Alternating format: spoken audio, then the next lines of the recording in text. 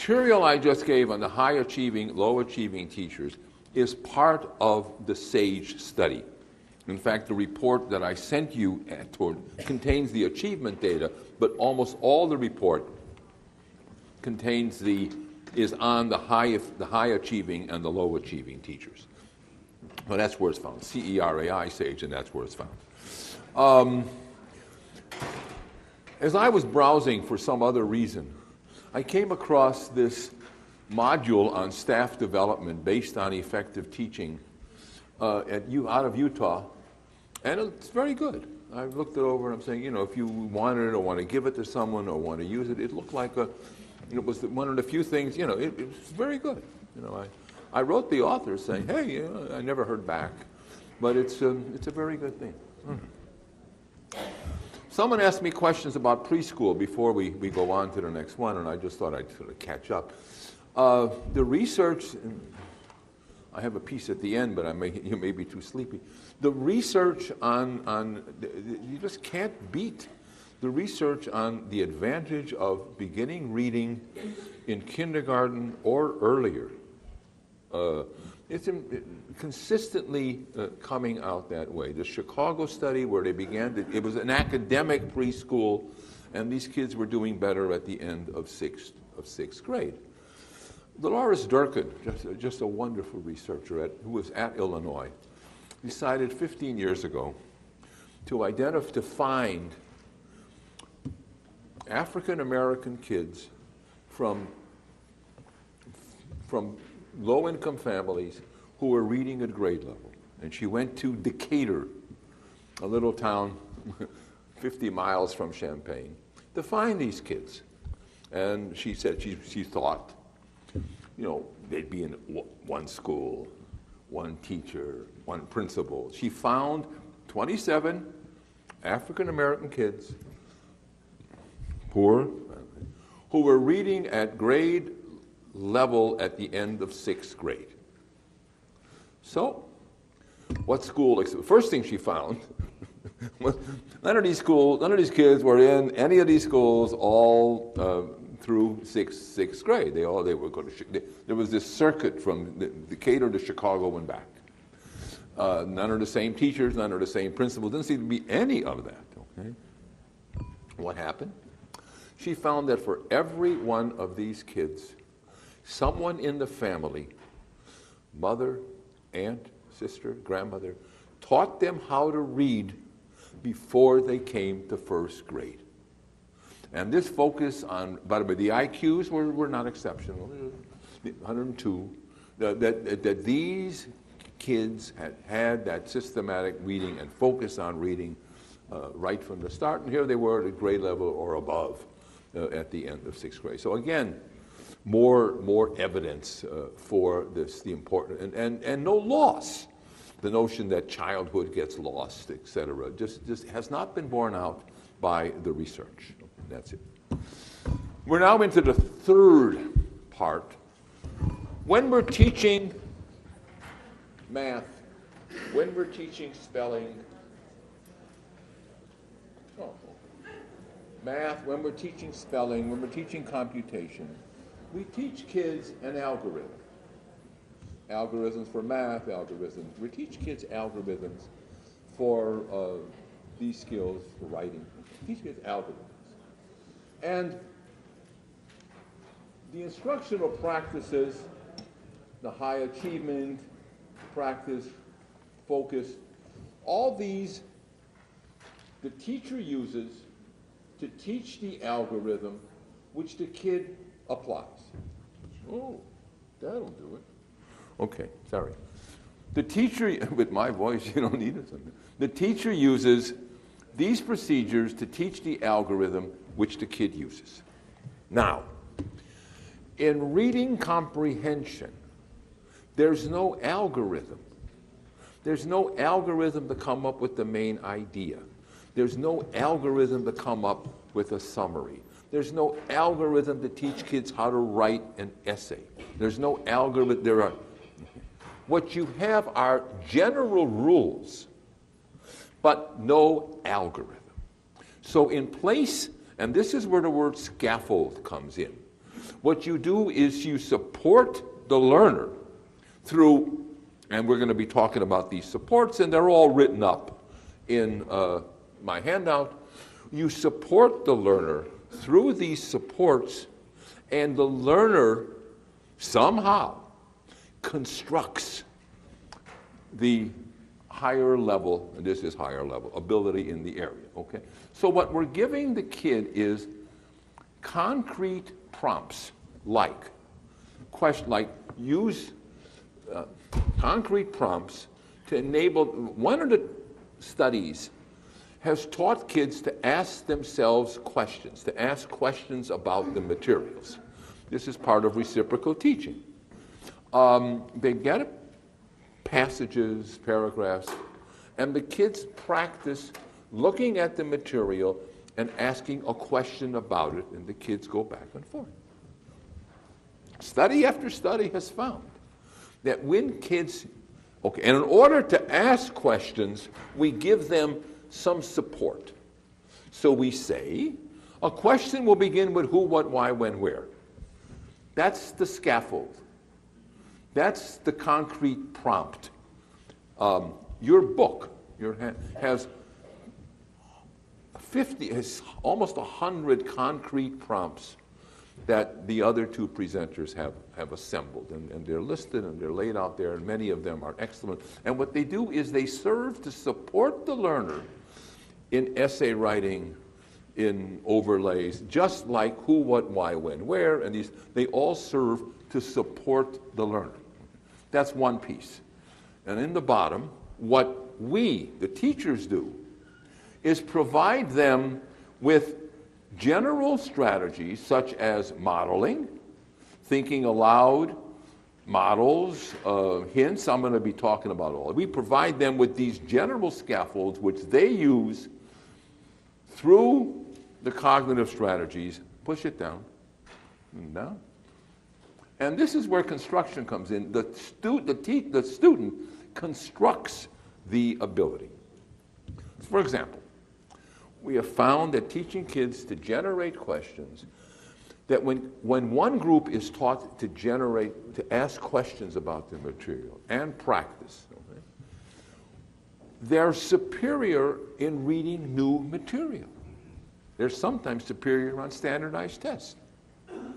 Why would asking a question about a passage on Alaska lead to superior performance in a passage about Pennsylvania?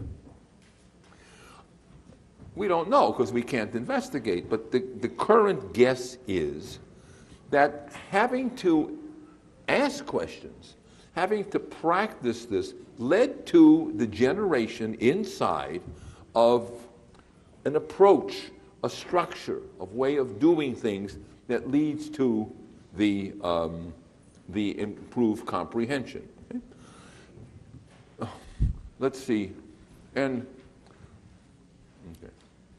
Now the notion of, all the way up, the notion of, and so during the 1980s, many investigators developed these supports, like who, what, why, when, where, and taught them. And the successful ones have been assembled in a number of books. Some of them are in your book. There was a wonderful book by Michael Presley, which I reference in my handout, on the teaching of cognitive strategy. Simply a superb book. Okay? There is this in Wisconsin. They put out strategic learning in the content area. Okay? You see, well, let me go back to the first one. The first overlay.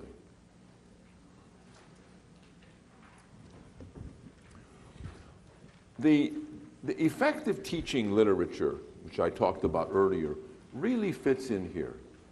But it wasn't sufficient for teaching writing. It wasn't sufficient for teaching reading comprehension. There we learned that we have to turn to and combine in teaching this new literature with the scaffolds and with the strategies. And I'm just so excited. And now I'm going to talk about some of these scaffolds that are available. Actually, Ellis and Kozlov also talked about them, but now you've seen give the Wisconsin sort of handout so they can see it, give the Wisconsin overview, the heading. And I guess Wisconsin State Department of Education, you go to that on Google and you get it. If you're teaching kids to identify sequence, then this scaffold, this support is one they use. You have in which you take the sequence and using all the sequence develop the topic. It's a support. Now, hopefully, when this is removed, the kids have developed the competence and are able to act on their own. Another one is when an outline that they can set up for a compare and contrast procedure.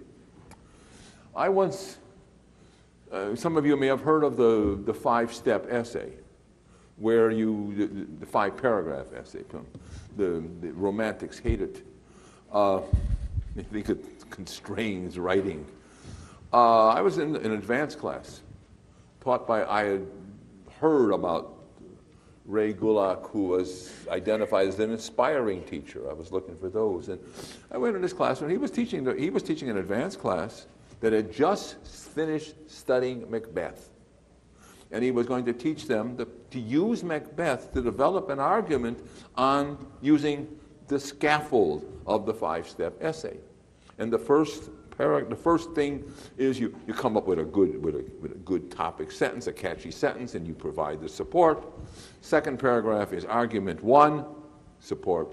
Third paragraph is argument 2, argument 3, and then there's a closer kind of thing. And he modeled that. He did the first one, but the whole period, essentially writing that essay by himself, with support from the class. Here's my first argument, now what can I use to support it? And the class helped him, but he was modeling the second one and support, because they were all his, the third one and support, and then the conclusion. So he spent the class period modeling with it, using Macbeth to develop an argument about a theme in Macbeth and working his way through. Obviously, I came back the next day. The next day, he and the class, mainly the class, came up with arguments. The class came up on a different topic from Macbeth. The class came up with the headings for the 3 paragraphs, and the class worked together to do it. Third day, clearly I came back. Each kid in the class was working on his own, and Ray was walking around supervising. So here was model, support, and this guided practice that worked all the way through. And this was the advanced class. We asked them often, well, Ray, do these kids need? Now, presumably, because they had gone through this step, these kids are now better able to apply whatever new learning is to writing. And this frequently comes out very well. Someone said, Ray, do the bright kids need this? He says, the bright kids learn this, use it a few times, and put it away. The average kids use it and tend to use it when they need to. And the slower kids use it all the time. Never depart from it. So that's sort of an example of a scaffold and how it works. Next.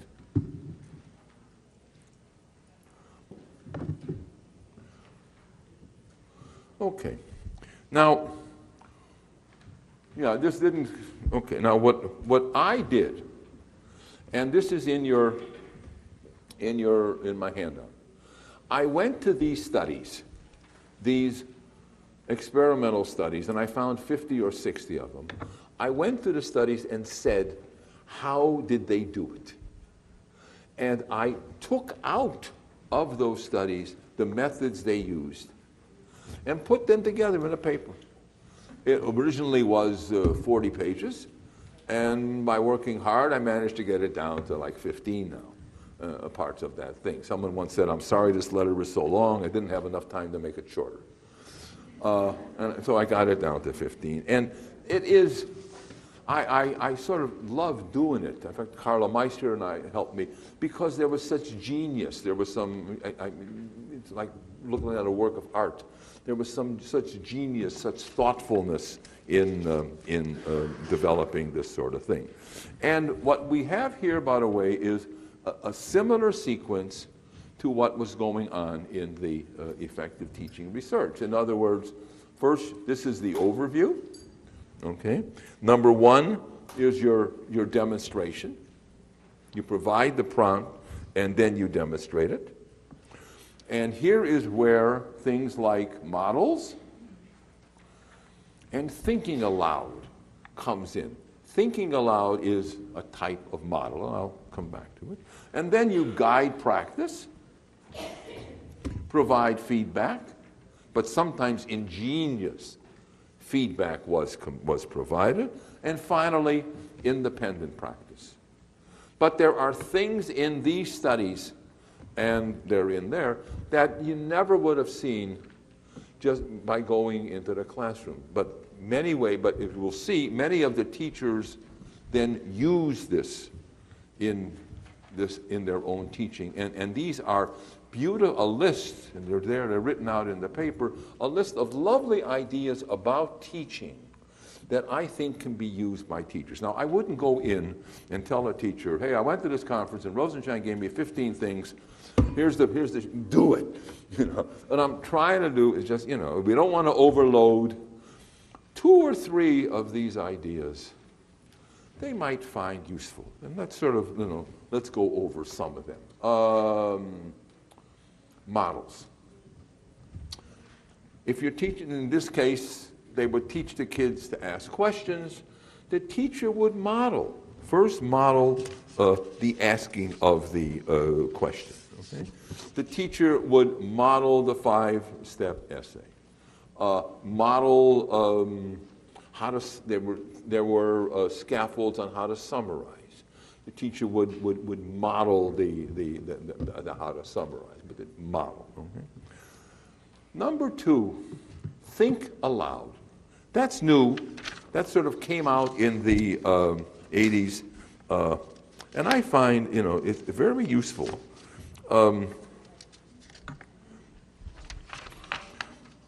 There was where you sort of, if a teacher is trying to write a summary, the teacher will think aloud the procedure he or she is using to come up with a summary. I'm looking at first, now here's an example in my text of Val Anderson, who sort of modeled summarizing. She says, I'll summarize this part of the article. So far it tells me this.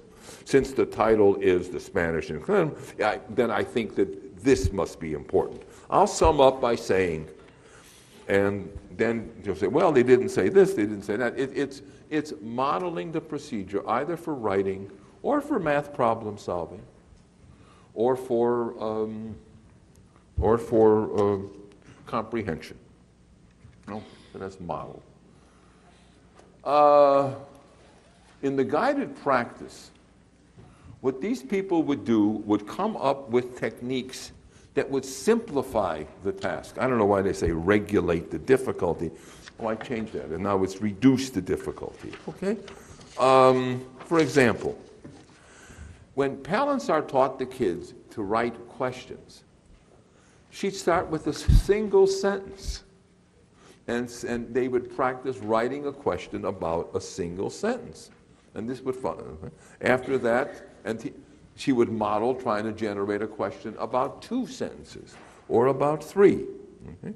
In teaching kids to summarize, they begin by writing a summary of a single paragraph and then move up to the next.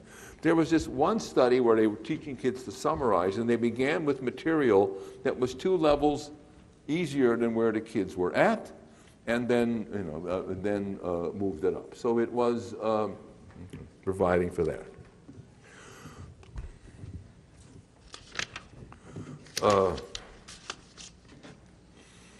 Okay. They also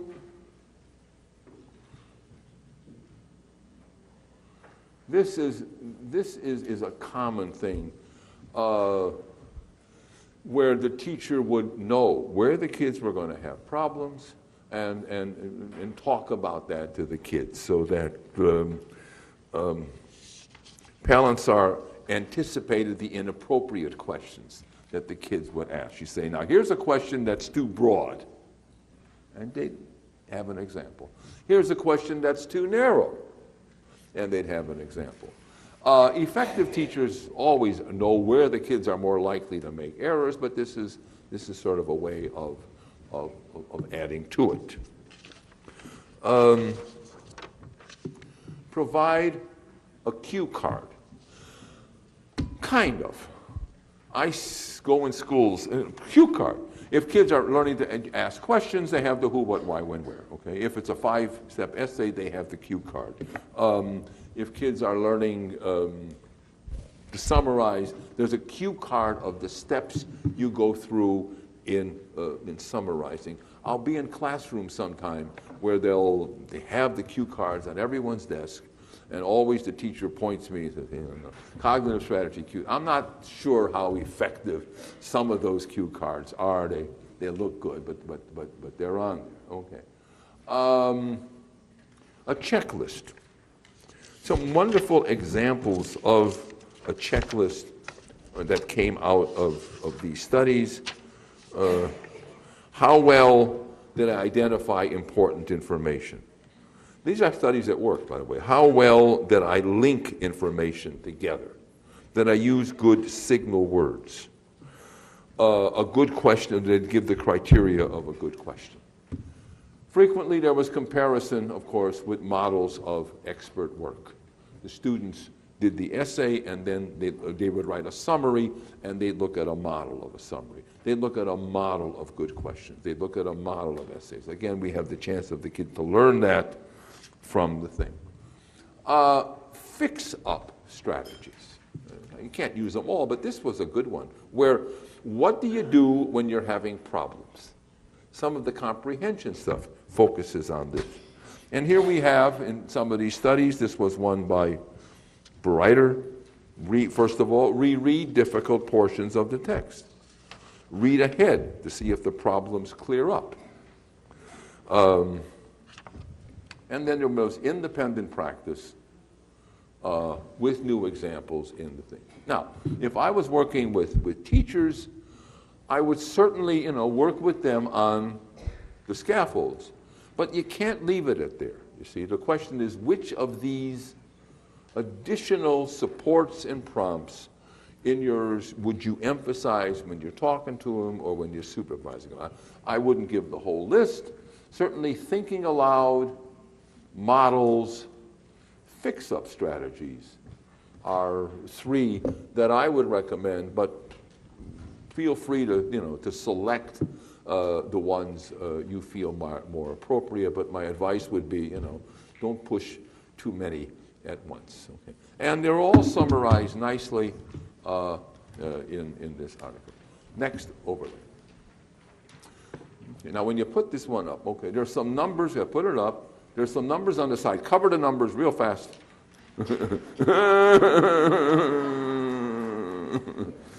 Fine, not bad. Oh, now open it up, move it a little. There you go. Okay.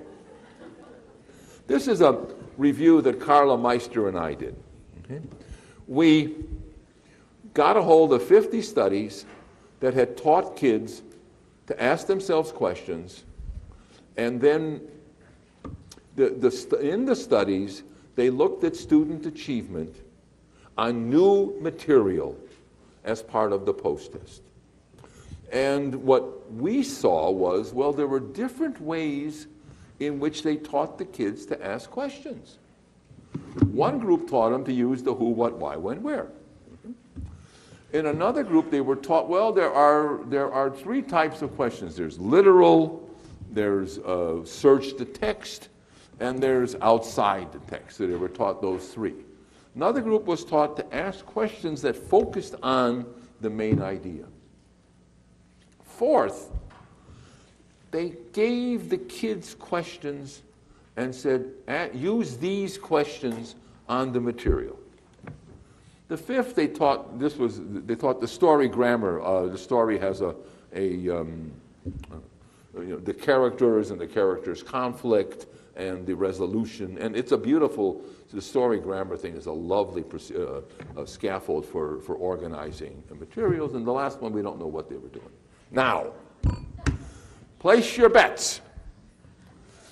Which one, and what we did is we did the hocus pocus with the effect sizes to see which one had the stronger results, in that the people in the control group beat the people in the experimental group beat the control group the most on new material. It was always on new material they hadn't seen before.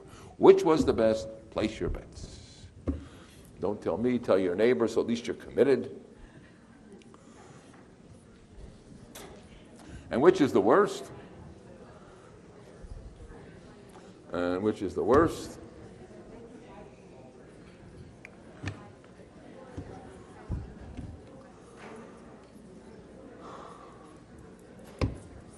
Okay, and the answer is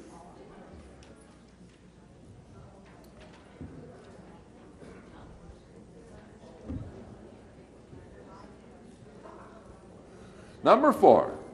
The teacher didn't teach the kids. The teacher gave support to the kids. Next one. Next overhead, please.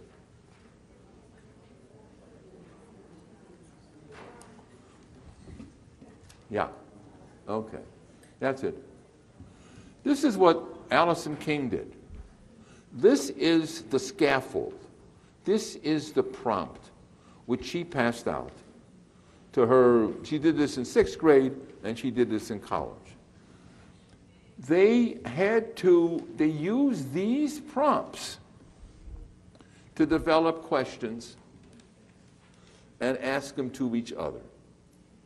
So the prompt enabled them to search, but notice the level of these prompts.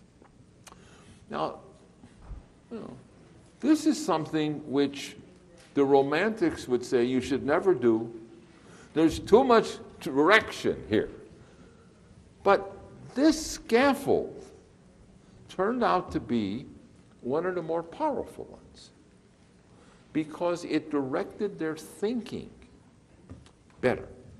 Better meaning higher scores. Next one.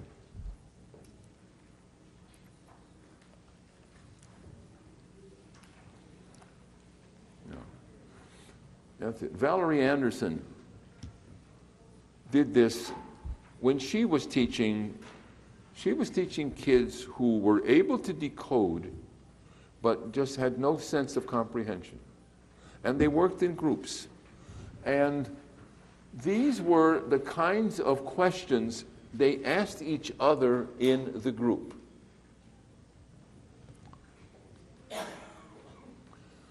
They did this Val Anderson's stuff.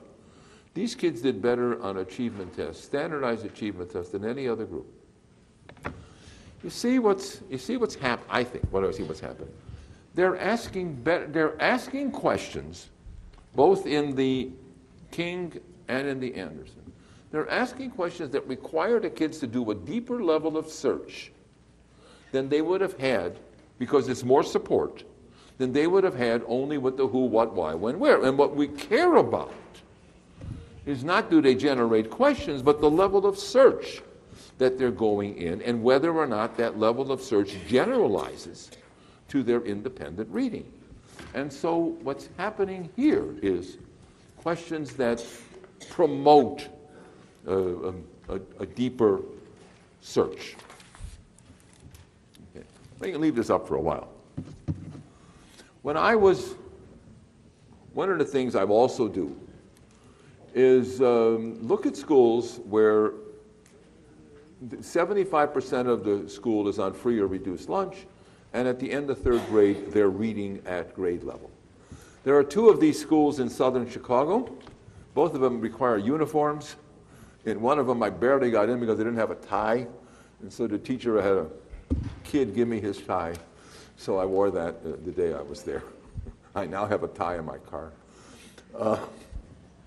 And when I was in one of these schools, one of the teachers said that she sort of didn't really say, but it was rather clear from her manner that I had better be in her room at 10:15 to see the lesson she was going to give in junior grade books. And I was there in the back of the room, and I had my book.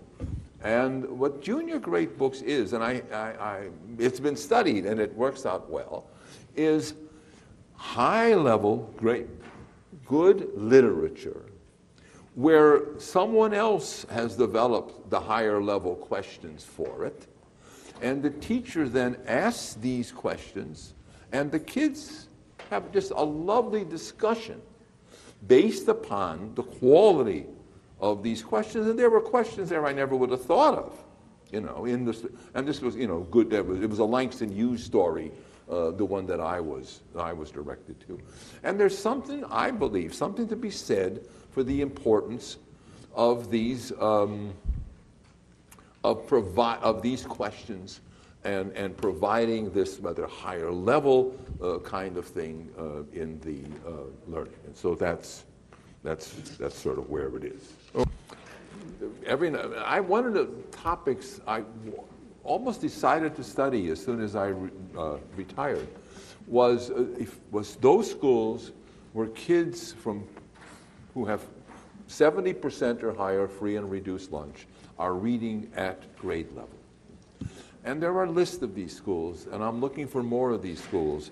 And when I can, I go out and study them and visit them, go to the school. I was in the famous Wesley School in Houston, which for me, since I also enjoy going to art museums, was just a gala time because they had these wonderful art museums down there too. And I then, of all people, the Heritage Foundation, not my friends, came out and listed high-achieving schools, and there were 2 in southern Chicago, and I went out and visited them. And then I've been reading about this, and the question is, what does it take to achieve this? At this point, right now, I'm not happy with what I'm going to say, because what I'm going to say is that it was an extraordinary effort by principals and teachers to make this achievement. And I'll be giving you more of the extraordinary effort. What bothers me is this isn't sufficient. Okay? We cannot expect a nation to demonstrate this extraordinary effort. But instead, I'm looking for examples, and they may be coming, okay, of places where they brought this program to the schools, and the schools, because in these effective schools, the principals began it. The principal said, I want this. You go into schools, you meet those principals, and they're powerful. What I want is a schools where ordinary principals can do this. Now, there are some studies in progress in Fort Worth and in Baltimore City where the schools are doing well there are numerous schools, some using open court, some using reading mastery, and some using other materials in Baltimore that have excellent results at the end of 2nd grade. But we know to be we know to be very, very cautious about anything that isn't the end of 3rd grade or the end of 4th grade.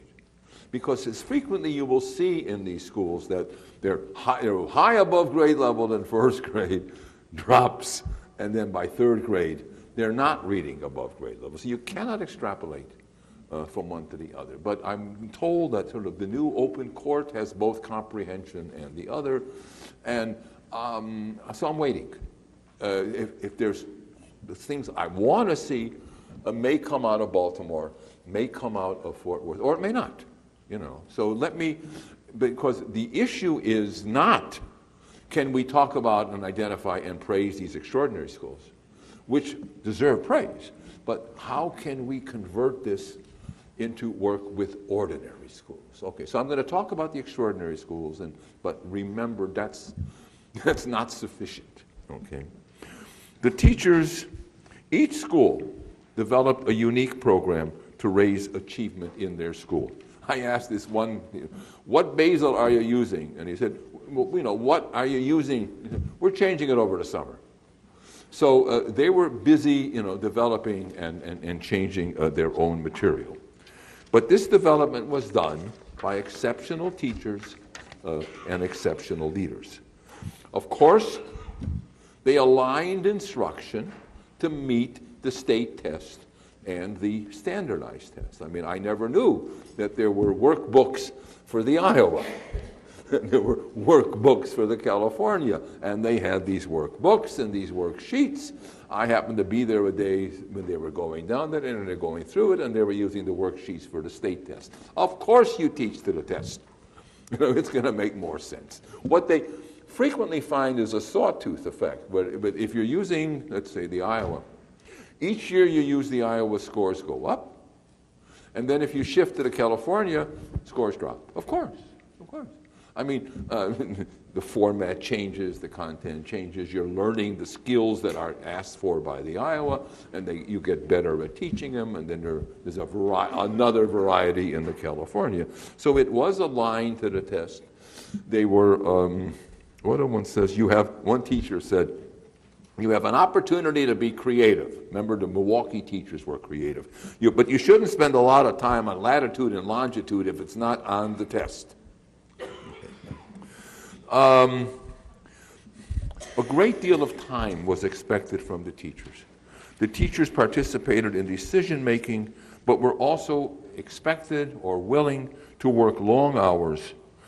And as a result, many in one school, the one South Chicago school, he pretty much got rid of the whole staff.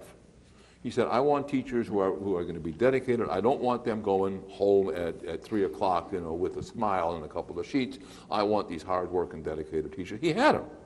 And the ones I saw were just beautiful, wonderful, hard-working people. We sat, but this was not the first group. The first group had left, and they had them. And in each case, there was turnover until they found the people who were willing and able to do this. Now, many of the schools provided for additional instructional time, and time's expensive. They got the money through foundations or through special programs in their school district. For example, there was a time after school lighthouse in one case, where they stayed there. They stayed in these activities and studies until 5 o'clock. Okay? On weekends, one school had Saturday school, after-school tutoring programs, additional tutoring during the school day. The support personnel, the librarians, the secretaries acted as tutors during the lunch hour. 3 specific after-school programs were mentioned in these reports. But no 2 schools mentioned the same after-school program. Now, clearly, if we want kids reading at grade level, they need the background knowledge which will enable them to construct meaning from these texts. Providing the thought skills that we mentioned here obviously is important, but it's not going to be sufficient without the background knowledge which comes from extensive reading. There's almost no substitute for this extensive reading. And the middle-class kids get it at home, are doing it all the time. What these after-school programs do is provide for this extensive reading. It's time. And so, but it's money. And I don't know if we can think that you can do and get all this extensive reading without providing for the after-school time. But there was a lot of this after-school activities in these schools. In most of these schools, certainly the ones I was in, they were all reading in first grade. I mean, whatever was in the first grade reader or basal or whatever they were using, that was begun in kindergarten. And these kids would finish, in one case, I was, half the books, but every one of them began formal teaching of phonics in kindergarten, or early, or at least earlier. In Houston, they had 4-year-olds, and they started teaching them decoding in 4-year-olds. So there we are with the problem of replication. You see, we know how to do it, but it's going to cost money, and it's going to take dedicated teachers, and it's going to take time. At least that's where it is as of today. Okay. The 3rd grade results will be coming in another few months in Baltimore and in Ohio, and we'll see what turns out on that. But I sort of wanted to give you where we are now.